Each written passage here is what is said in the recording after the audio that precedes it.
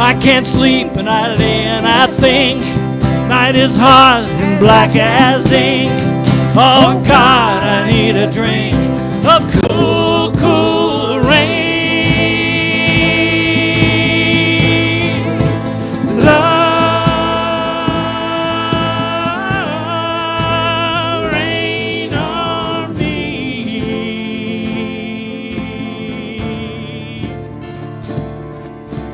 Love,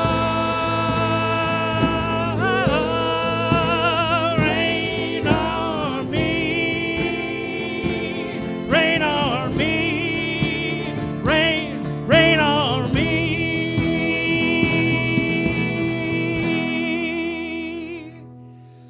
Only love.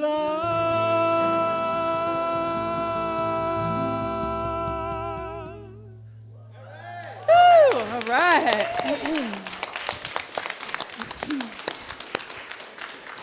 Wow. Wow, oh wow. We are getting our praise on this morning, aren't we? Woo! Hi! It's a great day to be alive, isn't it? I don't know about you guys, but between the prayer and the music and your faces, I'm feeling woo. I'm feeling like, what am I supposed to say? Like, this is so awesome. How does it get any better than this, you know? What else is possible? Let me look at you. Hi, beloveds. Oh, many of you are wearing your sunglasses. I know I'm very bright. Very bright today.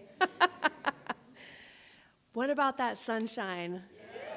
Thank God, right? We love the rain, and we're grateful for the sunshine too, aren't we? Oh, I was out walking yesterday and the day before, and just that feeling of the sunshine on my skin was so holy and sacred, you know? Oh my goodness, it's so good. So here we are on the last Sunday of March. And before I dive into the talk this morning, if anybody is needing to leave, we are encouraging you to cast your vote today. The ballots are over here. This is the day that we are voting for whether to affiliate with CSL or not. And so we'll have an annual meeting after the service. So we'll complete the service and then have a potluck. There's a lot of great food back there. I was checking it out. And then we'll have our annual meeting and the voting also. So if you need to scoot on out of here, feel free to place your vote. Zoomers, I believe you received an email from me this week or from the office email address, and you can reply to all and cast your vote that way. It was from info@awakeningways.org. And it's an exciting day, yes? Wow, we're all about evolution today, and we're all about cultivating authenticity. So this month has been all about authenticity and being ourselves.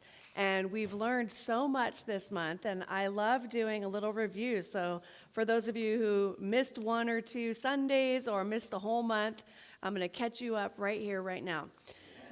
So the first week, the talk title was, Everyone Else is Already Taken. And I'm sure you've heard the quote, be yourself, everyone else is already taken. Well, that's great, and sometimes it feels scary, and it can be risky for us internally to be authentic in a world that is trying to fit us into a certain peg, right? Like a square peg into a round hole. But it all begins with knowing yourself. And we know ourselves, and we have this authentic self, and it's who we are, and we are called to really be able to be present in the world and be who we are without apology.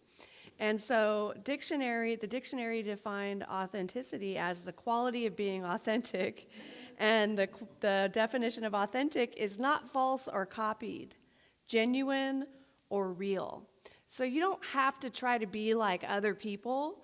You don't need to fit in. You were born to stand out, and you were born to be who you came here to be because of who you are. And it's safe, and you are bringing that safety and that presence wherever you are. you find that you are at home in the heart of God, yes?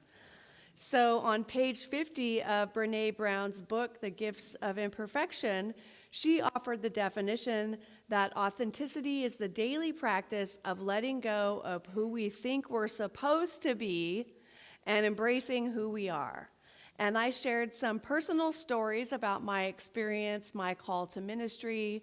It involved Johnny Rockets and a vegan patty melt. And my minister, I was asking a bunch of questions, and he said, "Are you called to be a minister?" And something within me said yes, and I was like, who was that? That person, who was it that said yes? It was my soul. My soul said yes.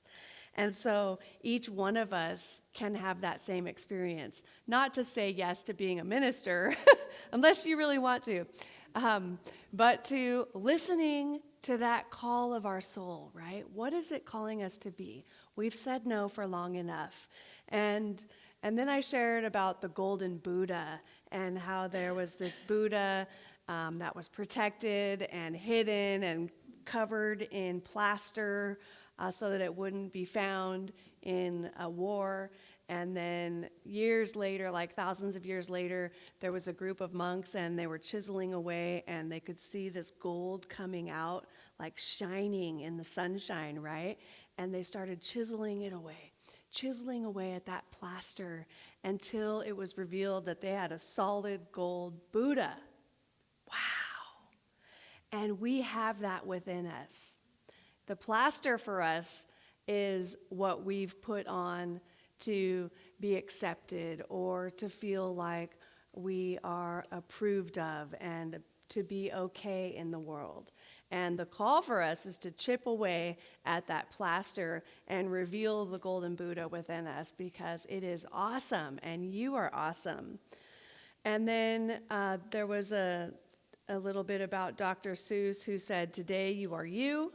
That is truer than true. There was no one alive who is youer than you."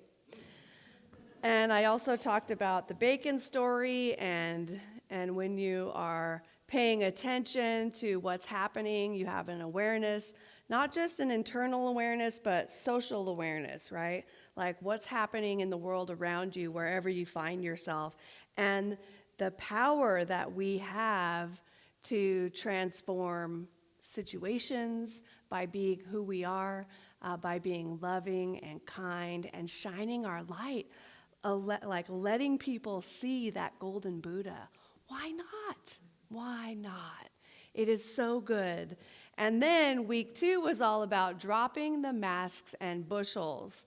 And we talked about the different masks that we wear, and also that courage, compassion, and connection are the gifts that we receive from being imperfect, right? We admit that we are imperfect. I'm imperfect, and I'm perfectly imperfect. And it is good. And so then I talked about, okay, so there's some courage that's involved, right? There's some courage that's involved in getting up to play music. There's courage that's involved in getting up to speak. There's courage involved in getting up to be in prayer and to be in fully ourselves in front of others. It takes courage, right? We're letting people see us. We're letting people hear us and feel us and look at our pants and, there's all of that. You know what I mean? There's all of that. It's all, I'm being funny, but you know what I mean, right? And so, yeah. And so where do I get my courage to be authentic? I remember that God is with me in the morning, in the evening, in my coming, in my going, in my weeping and my rejoicing. God is for me. God is for me. God's presence goes before me and behind me and beside me, all around me and within me. God is with me. God is with me. And I shared that the same is true for you. God is with you in the morning, in the evening, in your coming, in your going, in your weeping and rejoicing. God is for you. God is for you. God's presence goes before you and behind you and beside you, all around you and within you. God is with you. God is with you. Isn't that so beautiful? And imagine feeling that and knowing that and having that be the mantra that runs through your mind rather than, oh, I'm 3 pounds overweight. My hair isn't quite right. Oh, I should have done this. This shirt's wrinkled. Why did I do that? I guess that's just how it is. God is with me right now and always. Everywhere I find, you guys are laughing because you can relate. Yeah. But God is with me everywhere. And if we can remember that, we have, it's like the key to the kingdom, right? We can totally be ourselves because we know that God is with us wherever we are, that there is no mistake, that there is no failure. You cannot fail. You can't. It's the nature of this life. God is with you. God is for you. It's impossible to fail. You may think it's a big mistake. I'm sure there are many of us who think, well, I wish I didn't have to have experienced that in my life. That happens to me, it still happens to me where I go, wow, that was unnecessary. Right? And it's like there's all this energy into something and you go, that was totally unnecessary. How could I have been better in that? Well, probably remembering who I am and remembering that God is with me right here, right now. And what I truly want and what I deeply desire is connection and love and compassion and freedom and courage. And stop allowing those little voices, the little shame monster and the not good enough and the negative self-talk, just put that away. I was thinking, put it in the closet. It'll come out at the wrong time. Rah! Whoa. And I shared my moment of clarity and how my moment of clarity is when I knew that it was a power greater than myself that was for me. I knew that it was something. I didn't know it was God yet, but I was amazed that there was something that was for me because I wasn't for me. But there was something within me that was. And I learned shortly thereafter to call it God. And I continued to court that relationship with the God of my understanding, which might be different from yours, and that's okay. It's only one thing happening anyway. And then I remembered and reminded us that we are made in the image and likeness of God, and that just below that swirl of activity that's happening all around us, that the divine within is us. It's the most authentic place within us, that the highest God and the innermost God are the same God. There's just one thing happening.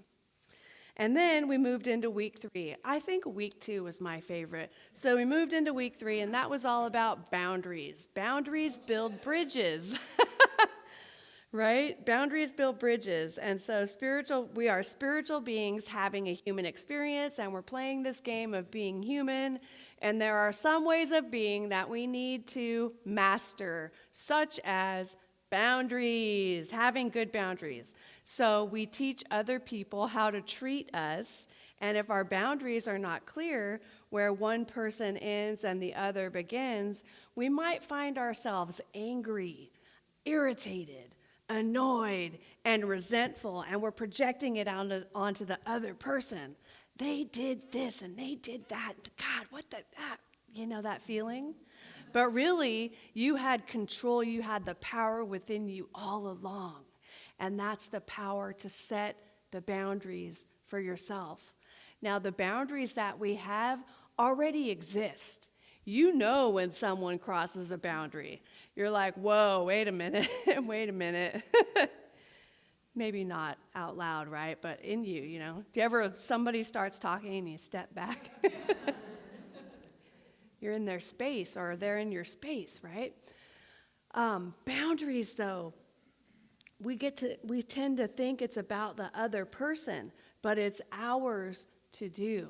It is ours to do, to communicate our boundaries and to communicate them kindly, which we may struggle with at first, and that's okay too. You know, it may come out like, stop, or some kind of different way than is what you would love. But with practice, you learn to just speak your boundaries and you share them, and it's actually an act of self-love. It's an act of self-love, and it's an act of authenticity.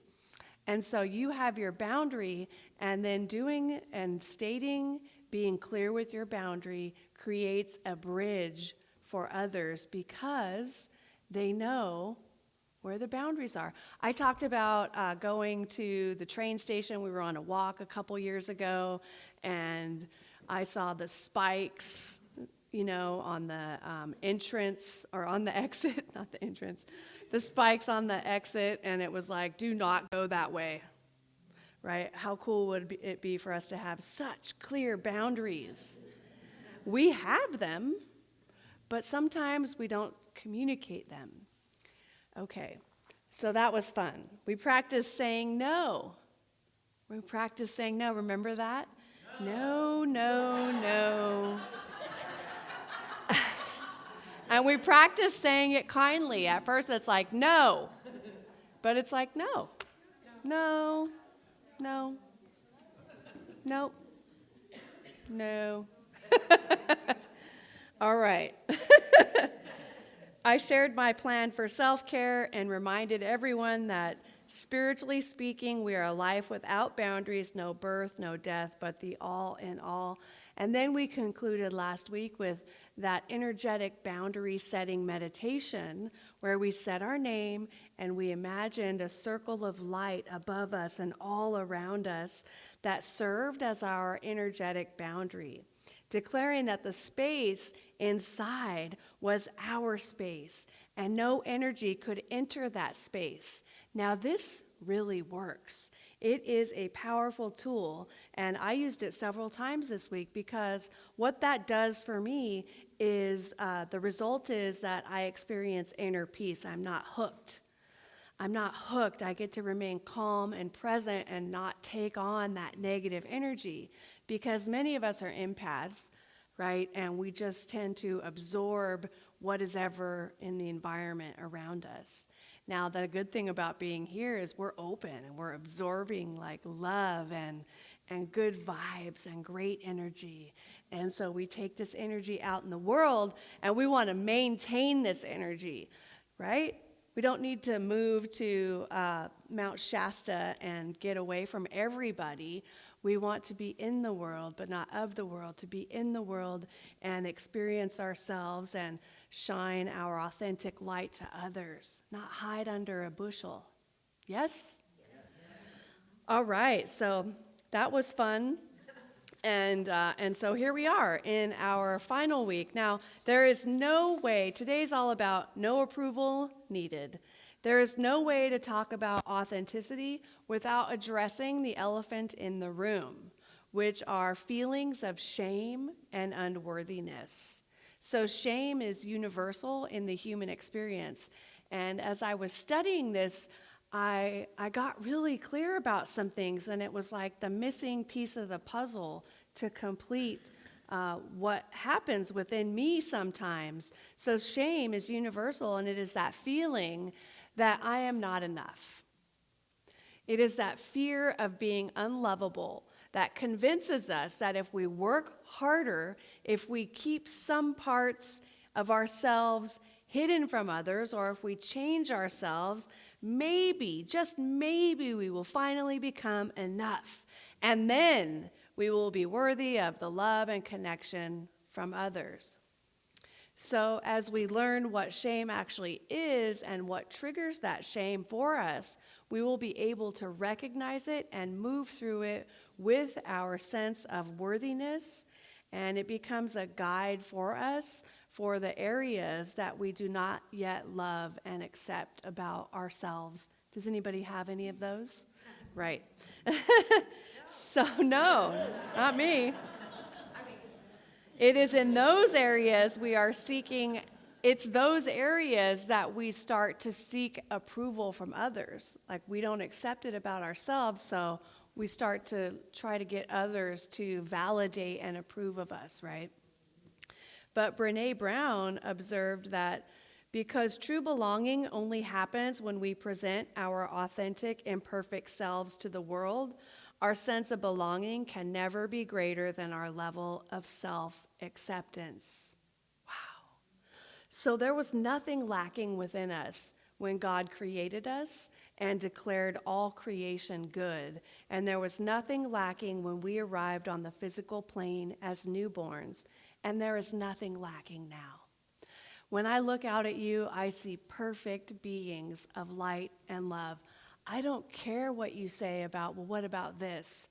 It doesn't matter. You are perfect and beautiful and magnificent. Give yourself a hug. Yeah. It's the truth. It's the truth. And so what is shame anyway? I used to think, oh, shame is like me feeling bad about something I did or didn't do, right? That thing that I feel in my stomach that is like, but listen to this. Shame is the uncomfortable sensation we feel when it seems we have no safe haven from the judging gaze of others. We feel small and bad about ourselves, and we wish that we could vanish. Oh. Shame actually fosters fear, negative talk, and pressure to be perfect. Now, spiritually speaking, you are whole, you are perfect, you are complete. But when we are striving for perfectionism, we get caught up in that and we can get paralyzed by it. And then we don't even want to do something because we're afraid of letting people see that we are imperfect. When actually the imperfection is the beauty of connection, you know? When someone's imperfect, you can relate, right? That's why you relate to me so well. Oh my goodness. So we pretend that other people make us feel shame. Oh, they're shaming me. What? They're shaming me. However, in this teaching, we have discovered that nobody can make us feel anything. The opposite of shame is pride, self-esteem, and self-respect, self-approval, and praise. So we pretend that others make us feel shame. I've done it in the recent past, you know?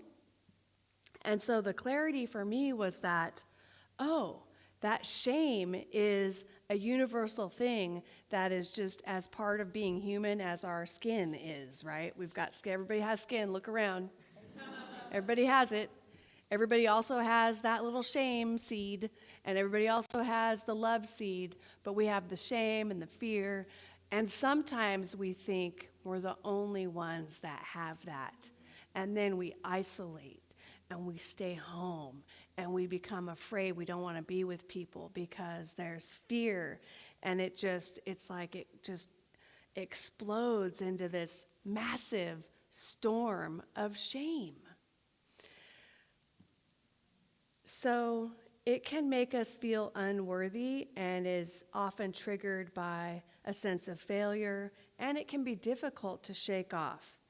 So some of the things are some of the ways that we perpetuate this shame is self-criticism. So when we feel ashamed, we start to get overly critical of ourselves. Anybody ever been overly critical of themselves? Yeah, right? This morning when I was trying to steam this shirt and it was not happening, and I got all the wrinkles out, and then I put my jacket on and it wrinkled right up. I'm like, what? But I said, whatever, I think it's just supposed to look wrinkled, right? Didn't I say that? Just, it's the look, right? That's just the way it, yeah, it's cool. It's all God. Perfectly imperfect. What a perfect outfit for this talk. We become overly critical of ourselves and our actions. We may focus on our mistakes or flaws and become convinced that we are not good enough. I remember I'm getting the spirits moving in me right now. Have you ever, I remember my first time I was speaking in a community as a minister, and there was one person that was sitting there like this. And I was talking, and I was filled up with spirit, but I kept going and locking eyes with that one person. And then in me was like, oh God, what did I do? Did I say something wrong? Did I accidentally say this or that? And then this has happened. I'm talking, right? Uplifting, speaking, and woo, I'm on fire. And then I lock into that one person. And then, the service ended and everything was awesome. I got a lot of great feedback about that service and I felt good about it. But I kept thinking about that one person. And that one person, I think maybe they just had a headache or they were hungry, right? Yeah. But for me, I made it mean that there was something wrong with me. And it was powerful and it hurt and it felt yucky. And I thought, what am I doing? I'm not called to ministry. Look at that one person. The one person didn't get it. And I even think that eventually that one person contacted me to say how great the talk was, right? And I was like, oh, I'm making this up. I'm making this all up as I go, and so are you, right? So I just got the God bumps. Woo! So why not make up a great story? You are a golden Buddha. People love you. People are excited to see you. You love life. Life is amazing. No matter what is happening in your world, you feel the love of Spirit because you remember that God is with you. God is for you right now and always, every day and every way. Woo! On fire for Spirit. Okay, so self-criticism is one way that shame causes us to feel unworthy. We've got negative self-talk where we berate ourselves for our perceived shortcomings. We may tell ourselves that we are worthless or unlovable, which can further reinforce those feelings of unworthiness. And then we isolate. So when we isolate, we are withdrawing from others and we want to be alone and we feel that we don't deserve to be around others, or we're so afraid that other people are going to judge us that we just don't even want to, not even going to risk it. People are judging me, And then there's the fear of rejection. So then we avoid putting ourselves in situations where we may be judged or criticized. That's not us though, right? Like those are ways of the past. But if you can look back at your life and see, so that experience that I was having where I was criticizing myself, or that experience with that one person, none of that. That was just the shame that lives within trying to grab onto something and pull you back, to take you out. Now, this is what people say, they call it ego. Ego's the big buzzword, right? So ego, but it's an aspect of our ego. It's an aspect of our unhealed ego, right? Which is our personality, which we all have. You can't kill it. I remember I thought that when I first started going into meditation, I was like, I'm going to get rid of this ego thing for good. Yeah, it's totally possible, right? No. We're healing our egos. We're spiritualizing our intellect so that we can live this life in peace, in love, and be the light we came here to be. So overall, shame can definitely be a painful emotion that causes us to feel unworthy and disconnected from others. There's an anonymous quote that says, "When you know your worth, no one can make you feel worthless. Our worth is not dependent on what we have done. It is something that we know at the very center of our being. The only thing that stands between us knowing our worthiness and recognizing our light is a thing of thought." Becoming aware of the unconscious thoughts and patterns that keep us embracing and living our worth empowers us to step out of the darkness and let our lights shine. Yeah. That deserves applause. For sure. So worthy of what? Claiming your worth, but what are you worthy of, you know? Oh, thank you. Yeah. The kingdom, yes? Worthy of what all human beings need and desire, including love, compassion, belonging, connection, all the things that money can buy, and all the things that money can buy. Shame told us that we can earn our worthiness by seeking the approval of others. And this is all happening unconsciously, right? Shame told us that we could earn this by seeking approval from others, but if you earn someone's love, it isn't worth the price that you have to pay with your authentic self. So I loved what Eleanor Roosevelt said. She was really onto something when she observed, "No one can make you feel inferior without your consent. No one can make you feel shame without your consent. No one. You are a perfect child of God. You were made in the image and likeness of the thing itself, the presence of love. It wants to live and shine and love through you." It was Marianne Williamson who observed, "Your playing small does not serve the world. There is nothing enlightened about shrinking so that other people will not feel insecure around you. We are all meant to shine as children do. It's not just in some of us, it is in everyone. And as we let our light shine, we unconsciously give others permission to do the same." As we are liberated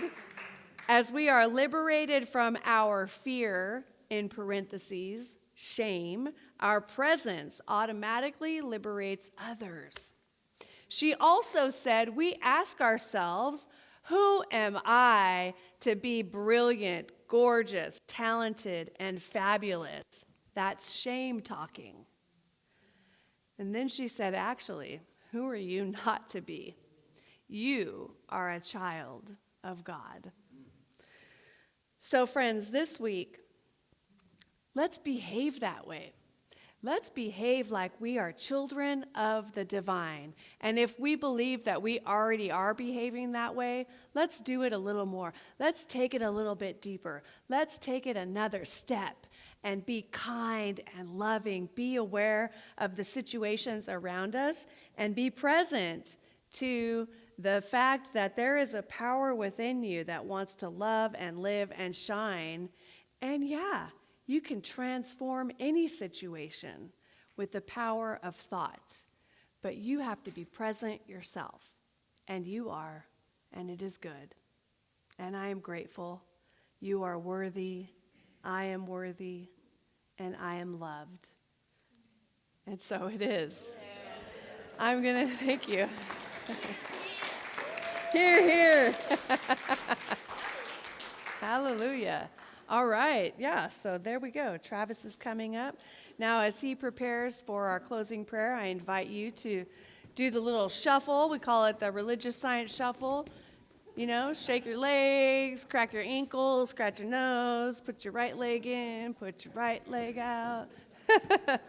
Do whatever you need to do to let go of your body and to be totally present in this moment now.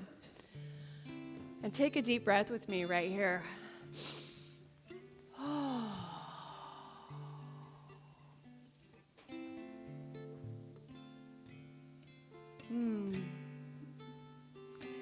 And allow your attention to drop in as you feel your feet on the floor, you know and remember that you are connected to the earth. Well, it is some kind of wood that is on this ground below us. Just beneath this ground is some more wood and the foundation of this building, but just beneath that is dirt, and it's Mother Earth. So we are standing here, seated here today on Mother Earth. And so I know that each one of us can feel the roots. We are rooted and anchored on the planet, rooted and anchored in spirit right now. And so feeling that sense of being anchored, we can let go and allow our minds to be open and receptive to this prayer.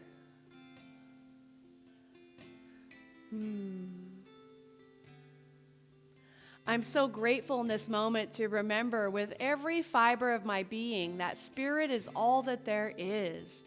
It is all that there ever was, and it is all that there ever will be. And as I remember this truth, I begin to identify with it. I merge with it because I remember there's only one life. That life is God. That life is perfect. And that life is my life now. If all there is spirit, and I exist in this thing of spirit that's all there is, I too must be of the Spirit. And it is such a beautiful thing to remember this truth. Because it's like automatically the plaster has been chipped away already, chiseled off, and the golden Buddha within us is shining. We are gleaming, radiating with light and love and goodness. It is unfathomable, but we don't question it. We just receive it and we say yes to it. And it is a yes when we believe it. And so it is in our belief and in our faith and conviction that we know and we know that we know that life is inherently good. And as spiritual beings having a human experience, we've got these handbooks and we've got some guides and ways of being in the world now. And as we move through the world this week, I know that each one of us feels the presence of spirit. We feel the light of love. And it is not something we want to keep for ourselves. We want to share it. We want to share this love and light with the world. And we do. Because we know that nobody is judging us. That the only person judging us is us. And we are so over that. And so in our conversations with others, in our experience at the grocery store, in our experiences on the pickleball court, in our experiences at the coffee shop, or wherever we find ourselves this week, we are more loving and we experience more light than ever before. Because we have remembered that God is for us. And that it goes before us, and behind us, and beside us, and below us, all around us, and within us. And it is so good. And we celebrate this life. We celebrate this love. So thank you, Spirit, for this divine celebration. I'm so grateful for this day. I'm so grateful for all of the good that is yet to be revealed in each one of our lives. I'm grateful for Awakening Ways Spiritual Community. We are blessed and loved. God is good all the time, 24/7, 365. And so knowing that this is so, I can simply relax into joyful anticipation and cheerful expectancy, knowing that this prayer is already answered, because that's the way it works. It is the law, and it is good. I let it go, and I let it be, and so it is. Woo! Thank you, Travis. Stay there. Stay there.